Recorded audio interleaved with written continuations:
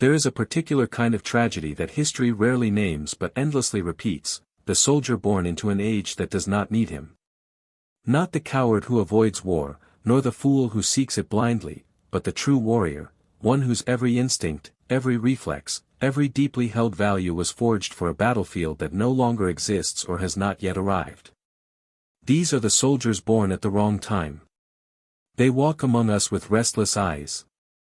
They sit in offices and boardrooms, attend dinner parties and school recitals, and yet inside them something ancient stirs, a code of honor, a hunger for purpose, a bone-deep understanding of loyalty and sacrifice that the modern world has no place for.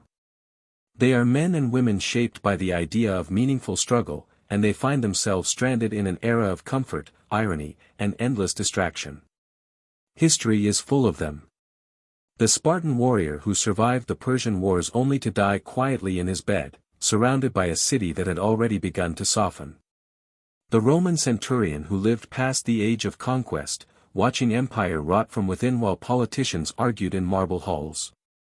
The Mongol horsemen whose descendants traded their saddles for silk robes. Each one carried within them the fire of a different age, burning uselessly in a world that had moved on. To be born at the wrong time is not simply a matter of misfortune. It is an identity crisis written in blood. These soldiers do not merely miss war, they miss meaning. And that absence, quiet and invisible to everyone around them, becomes the heaviest wound of all. The medieval knight was more than a fighter. He was an institution, a symbol, a carefully constructed philosophy of violence given form. Chivalry was not sentimentality, it was a system, a code designed to make war bearable, to impose order on chaos, to give the act of killing a moral architecture. The knight who believed in it fully was not naive. He was, in his own way, civilized by the standards of his age. But the age ended. Gunpowder arrived and made armor irrelevant. A peasant with a musket could bring down a lifetime of training in a single heartbeat. The slow, grinding machinery of feudal warfare, the sieges, the single combats, the elaborate protocols of honorable battle, dissolved before the democracy of the bullet. Some knights adapted. They became administrators, diplomats, the early architects of the nation-state. But others could not make the transition. They had been built for something specific, and the specifications had changed without their consent. They continued to speak of honor in courts that had moved on to cunning. They challenged rivals to duels in an age of backroom deals. They died for codes that their own children found quaint. Don Quixote is often read as a comedy, but there is something genuinely heartbreaking in Cervantes' portrait of a man who cannot stop being who he is. The knight-errant tilting at windmills is not simply deluded, he is displaced. He carries inside him the full weight of a world that has vanished, and he cannot lay it down. He is every soldier who has ever fought for something true in a time that no longer values truth on the battlefield. The knight did not die because he was weak. He died because history moved faster than his soul could follow. In the summer of 1914, Europe went to war riding horses.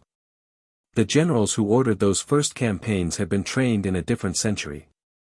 They believed in cavalry charges, in the decisive breakthrough, in the swift flanking movement that would end the war by Christmas.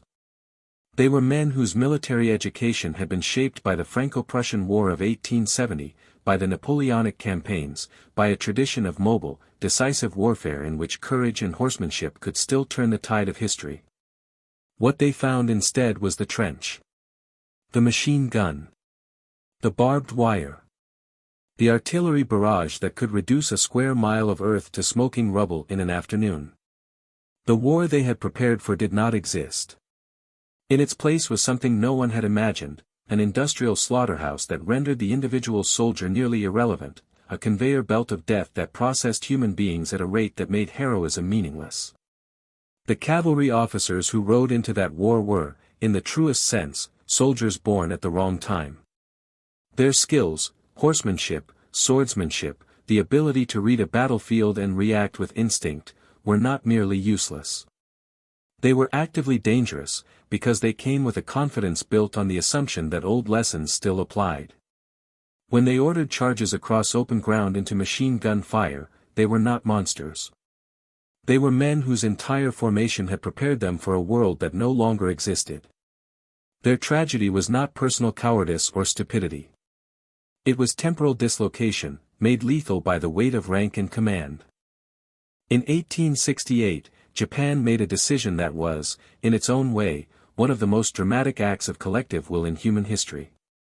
Faced with Western pressure and the threat of colonization, the Meiji government chose radical transformation over destruction. Within a single generation, a feudal society built around rice, silk, and the sword became a modern industrial nation with a Western-style army, a railroad network, and a constitution. For most Japanese, this transformation was ultimately a story of survival and triumph. But for the samurai class, it was annihilation. Not physical annihilation, though that came for some, but something more total, the erasure of purpose. The samurai had not merely been soldiers. They had been a way of life, a philosophy, a spiritual architecture built around the relationship between the warrior and his duty.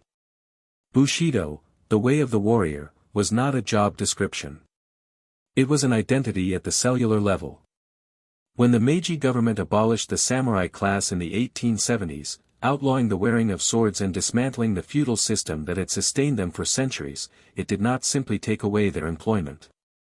It took away their reason for being.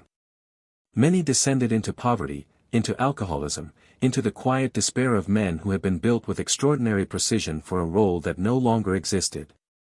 The Satsuma Rebellion of 1877 was, in many ways, the last cry of soldiers born too late to save themselves. Seigo Takamori led thousands of former samurai against a conscript army equipped with modern weapons. They fought with extraordinary courage and were destroyed utterly.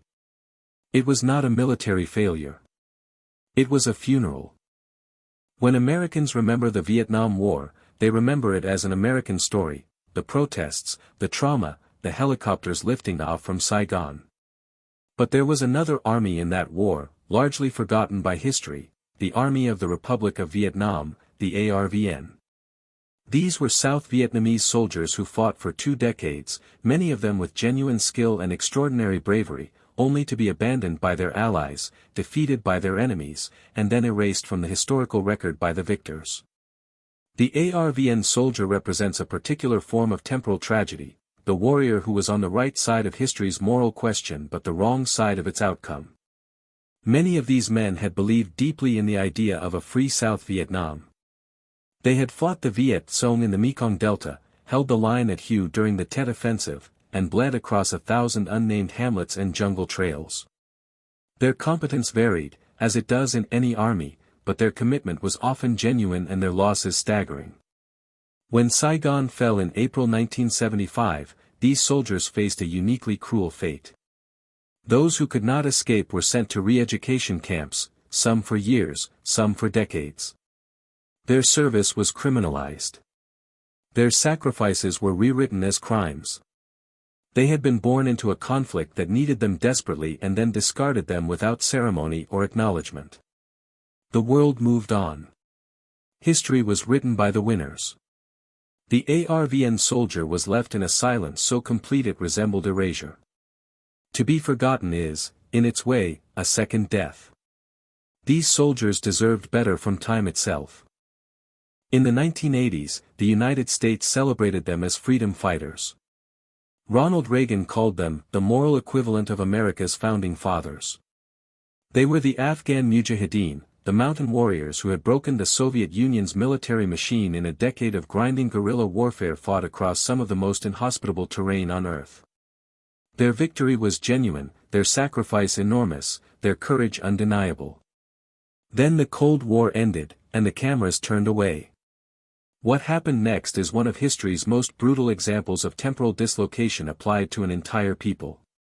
The warriors who had been shaped by a decade of total war, men whose entire adult lives had been defined by fighting, by the Kalashnikov and the rocket, by tribal codes of honor and betrayal, were left in a devastated country with no functioning government, no economy, no path forward. The skills that had made them legendary were now, in peacetime, simply dangerous. They were soldiers without a war. And so they made another one. The civil war of the 1990s consumed Afghanistan utterly, warlord against warlord, faction against faction, each group wielding the weapons and tactics the great powers had so generously provided. The Taliban rose from this chaos, and the world would eventually come to know them as a different kind of story entirely. But at the origin of all of it were simply men forged for a specific conflict, abandoned when that conflict ended, with no civilization capable of absorbing them, no institutions capable of transforming them, no peace capable of holding them. They were warriors born for a war that never really ended, it only changed its name. For 40 years, an entire generation of soldiers on both sides of the Iron Curtain trained for a war that never came. They practiced tank tactics on the plains of West Germany, rehearsed nuclear response protocols in hardened bunkers, ran scenarios through war games that consumed billions of dollars and millions of man-hours. They were, in every measurable sense, the most prepared armies in human history for a conflict that was never fought. NATO and Warsaw Pact soldiers of the Cold War era existed in a peculiar psychological suspension. The mission was real, the threat was real, but the war was always just over the horizon, always tomorrow, always contingent. A generation of soldiers dedicated their lives, their health, their best years to readiness for a catastrophe that, thankfully, never arrived. This is a different kind of being born at the wrong time. Not the tragedy of the warrior whose skills are obsolete, but the subtler anguish of the warrior whose skills are never used. There is something quietly devastating about a life spent in preparation for a purpose that does not come. These soldiers could not be civilians, their minds had been reshaped too completely by training, hierarchy, and the constant proximity of potential violence. But they were denied the validation, however grim, of the thing they had prepared for. When the Berlin Wall fell in 1989, many of these soldiers experienced something close to grief mixed with relief. The threat was over. The tension was released. And with it went something that had given their sacrifice meaning. They had been ready. History decided not to need them. That decision, however merciful for the world, left a hollow space inside many of these men and women that peacetime could never quite fill. There is no more solitary figure in modern warfare than the sniper. Trained over years to an almost supernatural level of patience, observation, and marksmanship, the military sniper represents the peak of individual human skill applied to the oldest problem in war, how to remove an enemy with precision and minimal collateral consequence. In every conflict since the American Civil War, snipers have shaped battles, saved lives, terrorized opponents, and demonstrated that one person with the right skills can change the calculus of an entire engagement. And yet the drone is coming for them. Not figuratively, literally. Unmanned aerial vehicles, autonomous targeting systems, AI-assisted surveillance and elimination platforms are now capable of doing much of what the sniper does, faster, cheaper, with no risk to the operator. A drone operator in Nevada can eliminate a target in Somalia without ever leaving an air-conditioned room. The skills that took years to develop, the mental fortitude that required a specific kind of human being shaped by specific kinds of experience, can now be approximated by software and a joystick. The sniper trained today knows, at some level, that he or she is practicing a craft whose days may be numbered. The skills remain extraordinary. The human cost of developing them remains real. But the battlefield is automating, and the question of what role precision human warriors will play in conflicts dominated by machine intelligence remains genuinely open. These are soldiers who may be born at the wrong time not because their era has passed, but because their era is passing in real time, before their eyes, before they have even grown old. History has always contained women who were born to fight. Not in the romantic sense of a metaphor, but literally, women who possessed the instincts, the physical capacity, the psychological constitution of the warrior, and who found themselves born into societies that refused to acknowledge those qualities. For most of human history, the soldier was by definition male.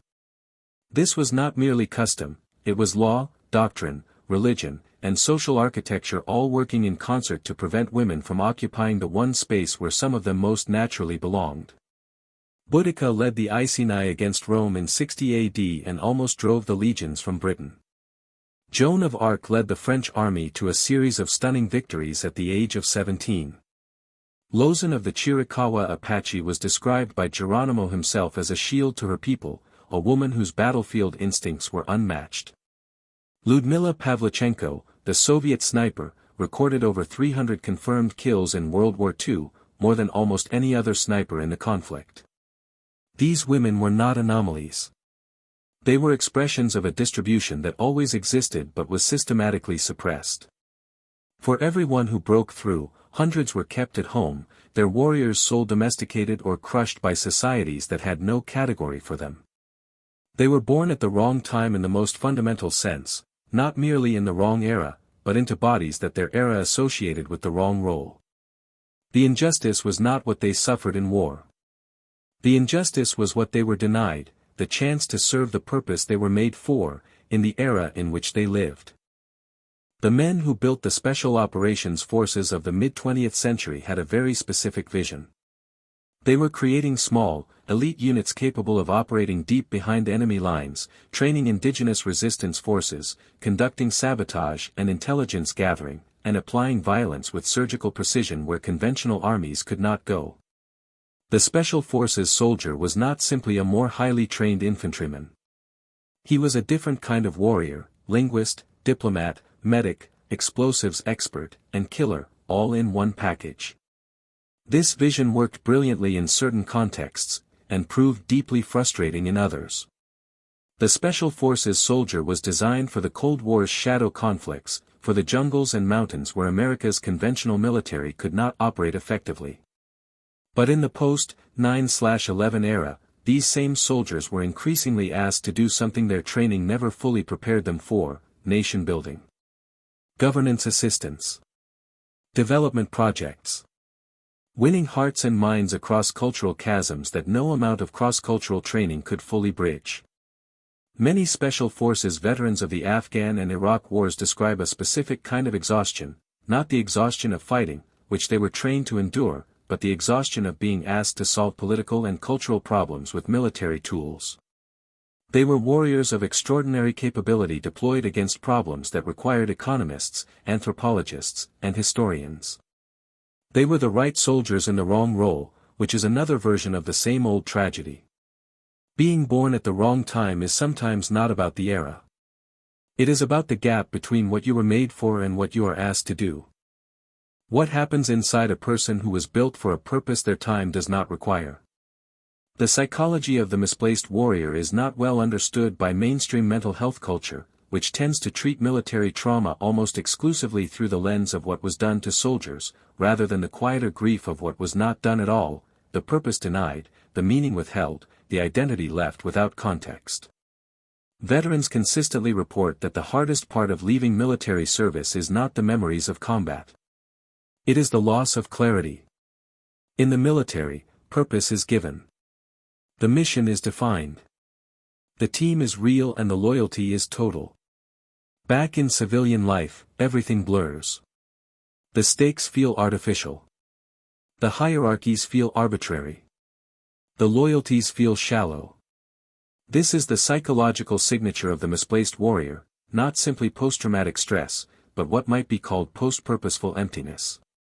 The soldier who never fired a shot in anger and the decorated combat veteran often share the same civilian disorientation, because both were formed by a system that gave life coherent structure, and both must now navigate a world that offers freedom instead of meaning. History's warriors who outlived their wars, the Roman legionary in peacetime, the samurai without a lord, the Cold War soldier without a war, often turned to alcohol, to violence, to cults of honor and hierarchy that tried to recreate in miniature what the military had provided in full. They were not broken people. They were complete people living in an incomplete context. The tragedy was not inside them. It was in the gap between who they were and what the world needed them to be. There is a quiet revolution underway in warfare, and it is not primarily about politics or strategy. It is about the relationship between human beings and violence. For all of recorded history, war required human bodies. It required people willing to go to dangerous places, endure terrible conditions, face death with sufficient regularity that courage became a measurable and essential military asset. The warrior's irreplaceable quality was not merely skill. It was willingness, the willingness to be present at the point where killing happened. Autonomous weapons are dissolving that requirement. Drones, robotic systems, AI-guided munitions, cyber warfare capabilities, each represents a step toward a form of conflict in which the human warrior is simply removed from the equation. Not demoted. Not redeployed. Removed. The soldiers training today may be the last generation for whom the warrior identity, in its traditional sense, is even coherent. Their successors may be drone operators who never leave the country, cyber warriors who fight in server rooms, AI trainers who teach killing systems the way a tennis coach teaches a backhand. The courage required for these roles is real but different. It does not involve physical presence at the site of violence, and therefore it does not require the particular kind of human being that warfare has selected for across all of human history.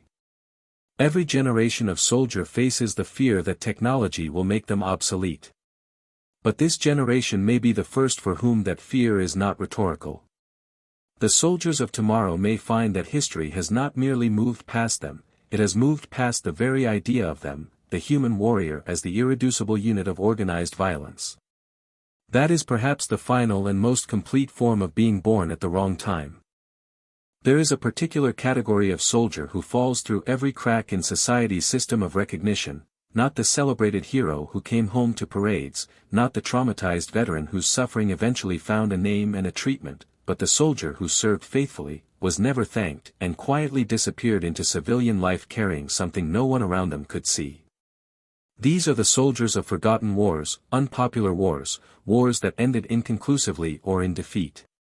The Korean War veteran who came home to a country obsessed with the recently concluded World War II and barely noticed his return.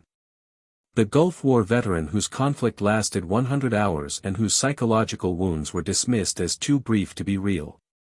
The soldier who spent 20 years doing peacekeeping in places whose names most Americans cannot find on a map, witnessing things that cannot be spoken at dinner tables, carrying those things alone. Society's compact with its soldiers is, in theory, straightforward: you go when we need you, and when you return, we take care of you. In practice, this compact has been honored inconsistently, selectively, and often not at all. The soldiers who fall outside the narrative framework, who were not in the right war, at the right time, on the right side of history's judgment, are often left to manage their displacement alone. Being born at the wrong time extends beyond the battlefield. It includes the veteran who comes home to a country that has moved on, a culture that no longer speaks the language of sacrifice, a generation of peers for whom military service is abstract and distant. The soldier who was needed yesterday is the stranger you pass in the street today. The eternal warrior, archetypes across every age. Despite all the tragedy catalogued in the preceding pages, there is something that endures.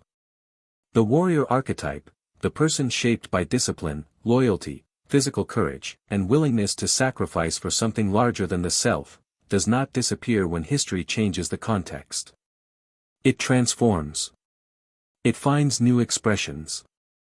It persists in ways that the purely pragmatic view of military utility cannot account for. The firefighter entering a burning building carries the warrior's willingness to trade personal safety for the protection of others. The surgeon working a 16-hour shift in a trauma bay embodies the warrior's absolute focus and suppression of fear under extreme conditions. The teacher in an underfunded school in a violent neighborhood, returning every day to a battle that statistics say cannot be won, fighting for children that society has mostly given up on, this too is a kind of warrior courage that transcends the battlefield. When soldiers born at the wrong time find their way to these new expressions, something remarkable often happens. The discipline that military training instilled, the capacity for endurance, the ability to function under conditions of stress and uncertainty that break less formed people, these qualities do not become useless when the war ends. They become available for other purposes. The challenge is not that these qualities are obsolete. The challenge is that the civilian world rarely knows how to use them, and the veterans themselves often cannot see past the original form to recognize the new one. The eternal warrior is not the person who keeps fighting the old war. It is the person who takes the warrior's essence, courage, duty, sacrifice, and finds where history has placed the new battlefield. History owes something to its soldiers born at the wrong time. Not in the material sense of pensions and benefits, though those matter enormously and are too often withheld. It owes them acknowledgement of a truth that is rarely spoken aloud, that the formation of a warrior is not a neutral process. To build a soldier, to take a young person and reshape their instincts, their values, their identity, their very relationship to fear and death and loyalty, is to create someone who may never fully fit the world they are returned to. This is not a flaw in the system. It is the system working exactly as intended. Societies need warriors. They need people capable of violence on command, capable of discipline under suffering, capable of holding a line when everything in the human body is screaming to run. To create such people requires a genuine transformation, not a temporary modification. The soldier who truly becomes a soldier is changed in ways that are not reversible. The obligation that follows from this is moral and historical. We owe it to these men and women to understand what we have made of them, and what we have made for them to do.